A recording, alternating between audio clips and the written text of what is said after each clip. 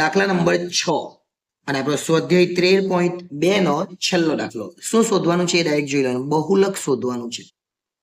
અને જોઈએ 100 સમય કર્યો એનો મતલબ કે આ બધાનો સરવાળો થઈને પણ 100 થતું હશે.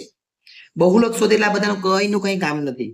સીધું F0 F1 પહેલા આવે અને પછી F2 આવે. F1 F0 F2 પછી એક H જોઈએ અને પછી એક L જોઈએ. આટલું કામ થાય એટલે આપણો દાખલો પૂરો. સૌથી મોટી આવૃત્તિ શોધવાની કેટલી છે? 20. એનો મતલબ કે F1 બરાબર 20. એકદમ જ કામ પૂરું થઈ જાય. એની આગળની આવૃત્તિ જોવાની 12 એટલે મતલબ કે F0. એની પાછળની આવૃત્તિ જોવાની 11 એનો મતલબ કે F2. H એટલે આ બંને વચ્ચેનો ગેપ, 20 છે એમાં બંને વચ્ચેનો ગેપ જોવાનો એટલે 10.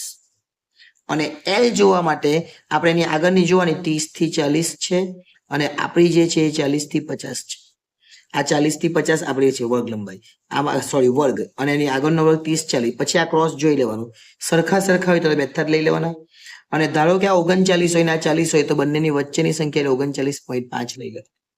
ધારો કે આવું હોય, જો 0 થી 9 10 થી 19 તો આ બંને વચ્ચેની ગેપ એટલે 9.5. પણ ધારો કે આવું હોય 0 થી 10 10 થી 20 તો L બરાબર 10 લેવાના. એટલું યાદ રાખો.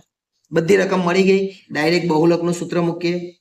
બહુલક બરાબર સૂત્ર કયું આપણું? તો L વત્તા ઉપર F1 F0 અને નીચે 2F1 F0. જે ઉપર છે તે ખાલી F2 લખી દેવાના અને છેલ્લે H. સંખ્યા બધી જ છે, બધું જ આપણી પાસે છે. જો L છે એરો L કેટલા છે આપણી પાસે તે પણ છે. બધી જ વસ્તુ આપણને આપેલી છે. L આપણી પાસે 40 છે એ લખી દે. ચલો F1 બી છે. F1 કેટલો છે? તો F1 તમે જોઈ શકો 12 છે. F0 પણ છે એટલે અહીંયા પહેલા 12 લખીએ. સોરી F1 20 છે. F1 20 છે. આ છે કે કાઢીએ. ચલો પાછા લખીએ. 40 છે.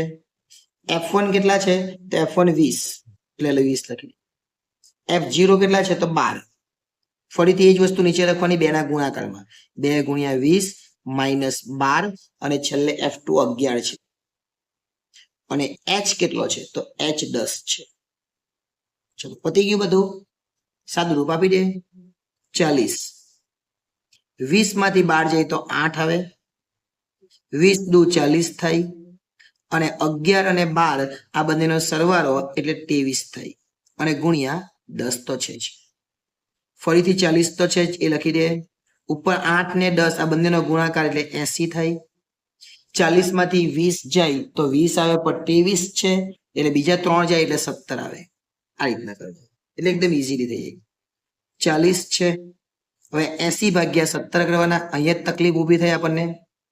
17 નો ઘડિયો બોલવાનો જેટલો આવેલો 17 × 17 17 × 34 17 તાલી 51 ને 17 ચોક 68 એટલે અહીંયા 68 આવે. કેટલા વધે હવે? તો 12 વધે. કેવી રીતના ખબર પડી? તો 80 માંથી 60 જાય તો કેટલા વધે? 20 ને 20 માંથી બીજા 8 જાય તો 12. પણ ડાયરેક્ટ તમને ખબર પડી જાય 68 માં 2 ઉમેરે તો 70 ને બીજા 10 એટલે 12 એટલે 12 આવે. હવે ભાગ નથી ચાલવાનો એટલે 0 મૂકવાનો એટલે ઉપર પોઈન્ટ આવે. 17 નો ઘડિયો ફરીથી બોલવાનો પણ નહીં આવડે. નહીં આવે તો 17 ગુણ્યા 6 કરીએ. 42 4 અને 10 હજુ આગળ છે એટલે હજુ 17 મૂકીએ તો 19 થાય.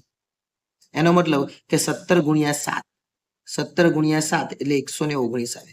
હવે એક હોય તો કંઈ કરવાનું નહીં, જે ઉપર આપેલું તો લખી દેવાનું 4.7. બંનેનો સરવાળો કરીએ એટલે જવાબ આવે 44.7. આ આપણો બહુલક. એટલે ખૂબ અગત્યનો દાખલો હતો. ફક્ત ને ફક્ત આ F1 F0 પછી F2 H અને L એ બધું કેવી રીતના કરવાનું એ જોવાનું અને બહુલકનું સૂત્ર આવડવું જોઈએ. એટલે અહીંયા સ્વાધ્યાય 13.2 જે છે એના 6 દાખલા પૂરા થઈ જાય. એટલે કે આખું સ્વાધ્યાય આપણું અહીંયા પૂરું થઈ જાય છે. અને જો વિડીયો ગમ્યો હોય તો લાઈક કરી દેજો, કારણ કે સ્વાધ્યાય 13.1 તો બનાવેલું જ છે. આ 13.2 છે. 5મા ચેપ્ટરના દાખલા બનાવેલા છે, 3જા ચેપ્ટરના દાખલા બનાવેલા છે અને 13.3 પર આવશે. ત્યાર પછી સંભાવના દાખલા પણ આપણે બનાવીશું. એટલે ચેનલ સાથે જોડાયેલા રહેજો જેથી કરીને તમને આવા બધા નવા વિડીયો મળતા રહે. આભાર.